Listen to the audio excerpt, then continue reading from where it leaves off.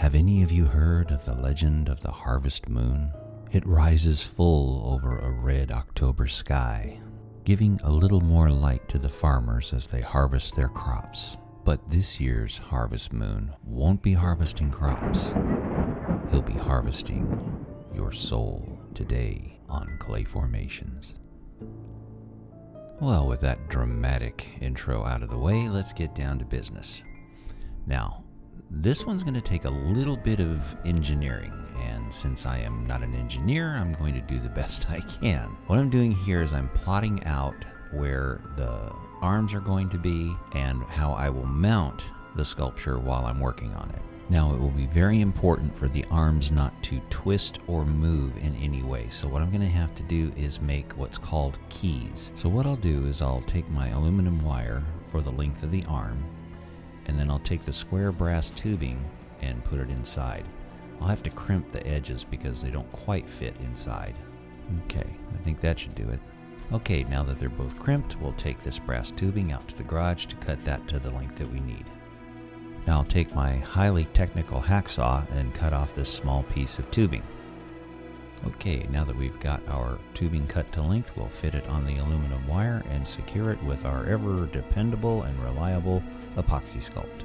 So I'll take off some Epoxy Sculpt, put some inside the square tubing, then I'll place the wire inside of the square tubes and then form some around. What you want to make sure you do is not to get any Epoxy Sculpt on the outside of the squares, because that's what's going to be going inside the slightly larger square tubing. Now we'll drill our holes into the wooden ball. One for the center, one for that arm, and that arm. Drill the center hole. I'll trace around the tubing. So we'll have a notch there and a notch there. Alright, now let's do some drilling and grinding. First we'll drill the center hole, and then we'll cut out the notches. This wasn't as easy as I thought it was going to be, but it really didn't matter because it really didn't have to be pretty, it just had to be functional for the square tubing to go into. Now we'll take the wire for the center mount, put it in there, and the square tubing into the notches, using our super glue and baking soda mixture to secure the center mount, which is only temporary because I only need the center mount while I'm actually doing the sculpting, then I'll remove it later. Now I have to get the baking soda and super glue mixture on the outside of the square tubing without getting any on the inside. Alright, so far so good. Now actually all of the powder that falls out here, that's a good sign. That means that nothing got on the inside. And it looks like it's going to work. There's one side and there's the other side, nice and secure. Now we'll take our keys and see if they fit. There's one, there's two. All right, looks like we got a good fit. That's gonna work. Now to get the right arm into the right key, I'm gonna have to make sure I number them so they go back in the right spot. And it won't do much good after the clay is on there, so I'll make a mark in the middle.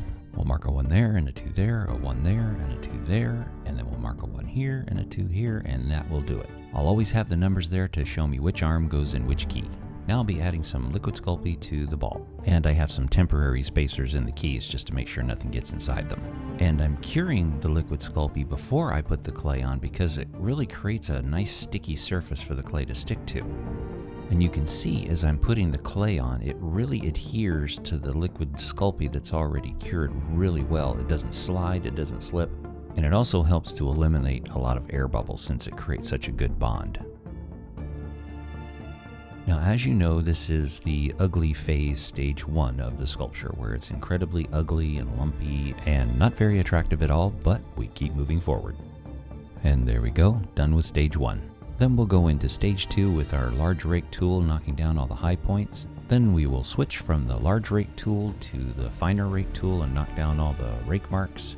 And now for stage 3, we'll take the Scotch-Brite pad and smooth it down even more. Now we'll brush away the crumbs, give it a little bit of texture, and then we'll be ready to go into the next phase of adding some features. We'll start with his eyes. First we'll mark the eye line, then the center line, then we'll mark the spot where the center of the eye will be. Make sure that they're symmetrical. Then I'll use my glass tube to mark out the shape of the eye. That looks about right. Now we'll have to dig out the clay. Then after I've dug all the clay out of the eyes, I can begin to shape the eyes out. I'm not exactly sure why, but whenever I make eye sockets like this, I always seem to do it in a circular pattern instead of either a vertical or a horizontal pattern. Maybe it's all those old cartoons that if you ever wanted to have some kind of crazy or manic character, they always had eyes that looked like they had spinning whirlpools in them or something. Okay, now that we've got the eyes all done, I'm going to go ahead and start shaping out the mouth. How I wanted his smile to look is I wanted it to be as though when he started to smile, he was pulling all the surface of the moon apart and all the rocks and dust would sort of stretch into his smile. Although he is cartoonish a little bit, I didn't want him to look like a regular cartoon mouth. Okay, now that we've got his basic eye and mouth shapes done, we'll go ahead and refine his expression by giving him some angry eyes. And then when his eyes are all done, we'll start refining his mouth. Once again, we're going to make it look like it's being pulled apart. But as the surface began to split into his smile, what's left behind is an impression of teeth. Okay, that looks like a pretty good smile to me.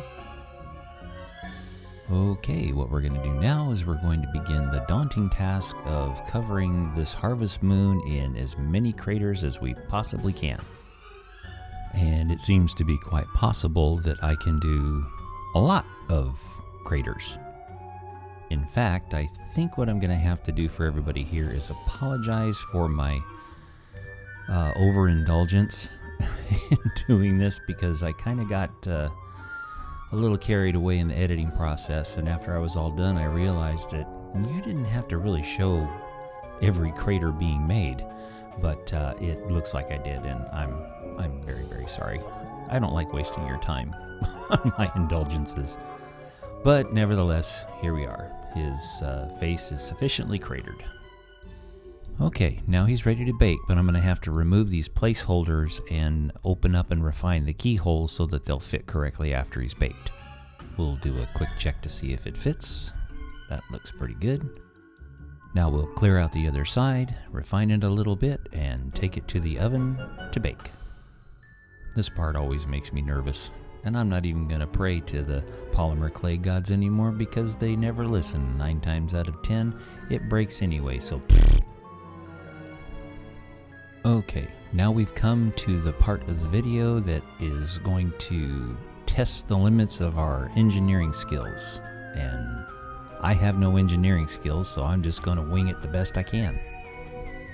What I'm going to attempt is have the harvest moon holding onto his harvest scythe with him being held up by nothing but his arms. And to accomplish this, I will use a set of tubes that will be attached to his handle on the top and the bottom, and theoretically it should work. I hope. What I'll do now is I'll take these 2 pieces of tube and just tack it to the handle with a little bit of super glue before I reinforce it. Okay, there's the top. Now we'll attach the bottom tube. Put a little super glue on there, and there's the bottom half. Now the super glue alone is not going to hold these tubes in place on the handle, so I'll bring out the baking soda and super glue mixture and permanently affix it to the handle. Alright, now we will cut the arms down to size and bend them so they'll fit into the tubes, and we will very carefully release him from his base and see if this works. Alright, it works! Okay, so far it works, but we've still got a little bit of ways to go. So we'll take some super glue and attach the arms to the moon body, and we'll take some Epoxy Sculpt and reinforce them at the shoulder joints.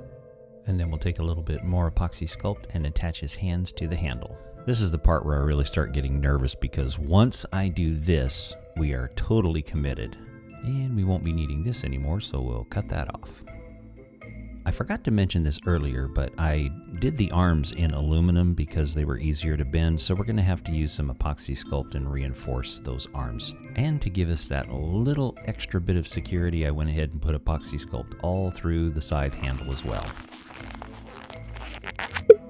Alright, I don't know about you guys, but I'm kind of tired of this engineering and balance and all that stuff, and let's just get back to what we really like to do, which is breaking out the polymer clay and sculpting.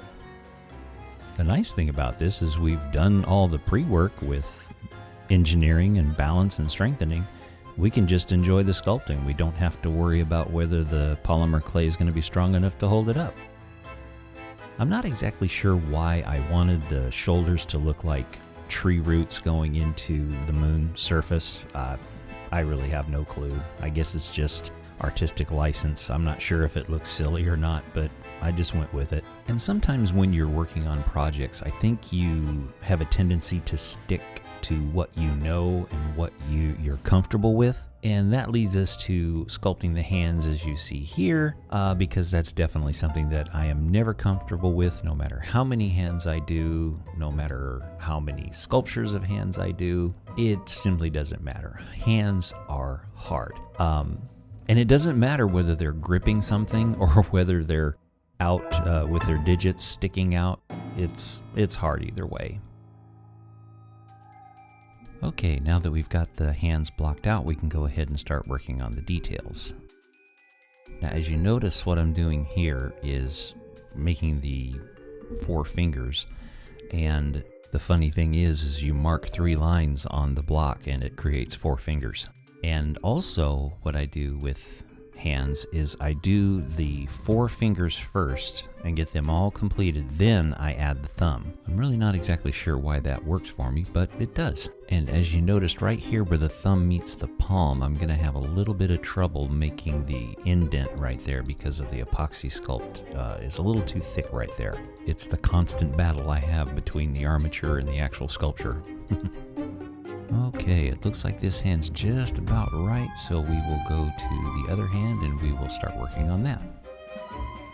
Once again, as per usual, we will work on the 4 fingers first, and then we will go ahead and add the thumb on top of that. And even though I say I dislike making hands, which I really do, I am kind of fascinated when they actually turn out to kind of look like hands. And here's that problem area again where the Epoxy Sculpt is too thick and I can't really get the indentation that's between the thumb and the palm. Oh well, we'll just have to live with it. Okay, now that we've finished the hands, thank goodness, we can go ahead and start working on the little tendrils that connect the shoulder to the moon and go ahead and add the details on the arm itself. I'm really very pleased with the way polymer clay blends into cured polymer clay because it allows you to work on one part of the sculpture while the other part isn't in danger of getting messed up. Oops, almost forgot to cover up his belly button there. Have to make sure that's all covered up and blended in. And unfortunately we can't put him in the oven anymore, so the rest of the sculpt will have to be cured with a heat gun. And now we'll move on to creating his scythe, the tool that he harvests his souls with. Checking to make sure it's the right size. Now that the size is correct, I'll cut it out and I'll trace out another one because I'm going to need 2 halves, and then I'm going to put them between another piece of brass tubing. That way I can slide the blade on and off as I'm working on it. Okay, there we go. That's the first step. Now we'll take some aluminum tape and we'll cover the cardboard. Okay, just a shout out to whoever made this aluminum foil tape. It's a game changer and I love you and thank you. Let's take this for a test fit. Okay, that looks about right. Alright, let's coat this in some Epoxy Sculpt. Alright, now let's cover it in clay.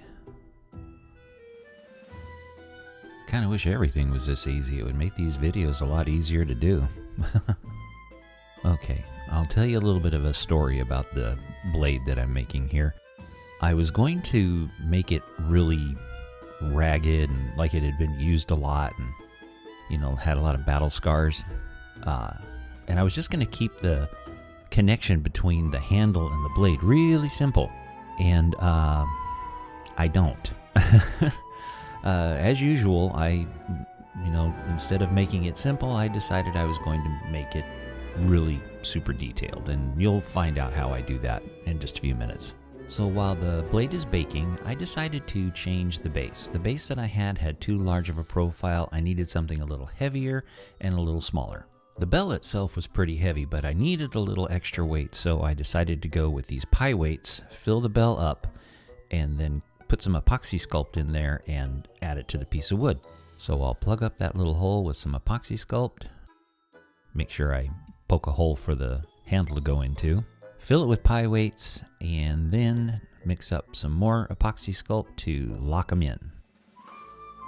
Alright, that's good and solid. Now we'll mix up some 5-minute epoxy resin, pour it into the bell, and then attach it to the wood, and we should have ourselves a pretty solid, heavy base for our Harvest Moon to rest on. Oh yeah, and we can't forget to paint the wood black. Okay, so the blade is baked and ready to finish, and what was supposed to be something simple ended up not being so simple. As I went on, I just kept adding to it and making it all super detailed and crazy like me, and later on in the project I end up regretting so much, actually a lot, and you're going to see why right now. The first thing I said was, hey, you know what would look cool? A big orange jewel right in the middle of the handle here. So I went ahead and did that. So after I came up with that brilliant idea, I went ahead and affixed the jewels to the scythe blade, and then I blended it all in. And after I blended it all in, I said, hey, wouldn't it be cool if the scythe blade handle sort of went up and around the jewel and sort of wrapped its tendrils as though it's clinging onto the blade, kind of like his shoulders do on the moon? Yeah, that's a brilliant idea. Yeah, keep going with that. And I told myself, this is really looking awesome. I love the way this is turning out. And as I keep encouraging myself to keep going, I said, hey, this is looking so good. Why don't we add some more tendrils onto the jewel, as though the tendrils aren't satisfied with just hanging onto the blade. It needs to hang onto the jewel too. I really need to stop talking to myself so much. And although I do really love the way it turned out, I am going to regret it later, but I've still got to do the other side, so I'll see you guys a little later. So after the other side is done, I'll add a little bit of epoxy sculpt to the top so the wire doesn't go all the way through, and then I'll add a little decorative top part of his scythe blade, and then cure it with the heat gun. Then we'll cut the armature handle to size, slip the blade on, and permanently affix it to the armature with epoxy sculpt. Now we'll add the polymer clay to his staff. And the issue I had here with the staff was the relationship his hands that were already permanently attached to the armature and the staff itself. And now I'll show you how I dealt with that little issue. The way I had sculpted the hands, I sculpted them as though it was wrapped around the thin armature wire and not the thickness of the staff itself. So as I was sculpting, basically what it looked like is his hands was squeezing a pool noodle, and it didn't look good at all. So the grip around his hands looked a little more thin than I wanted it to, but that was really the only way that I could fix it. Okay, let's start painting.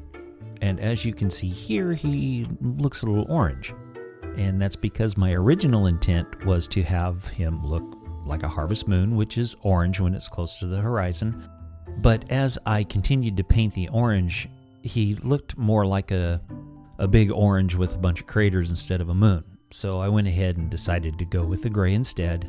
And I believe I made the right decision, but I was still disappointed that he wasn't a real orange harvest moon. Okay guys, remember earlier in the video when I was talking to myself and telling myself how awesome this was going to look with all the tendrils going through the blade and how much I was going to regret that decision? Well, now you're going to see why. Painting all the brown over the black was an absolute nightmare. I was trying my best not to get the brown onto the black blade, and it was a nightmare, and I kicked myself and cussed myself the whole time. So from now on, while I'm talking to myself, telling myself how cool something looks, the first question I need to ask is, how are you going to paint this? Because you may regret it later. So as I'm adding the final touches to the piece, I'm looking at the whole composition and I'm saying, something isn't quite right.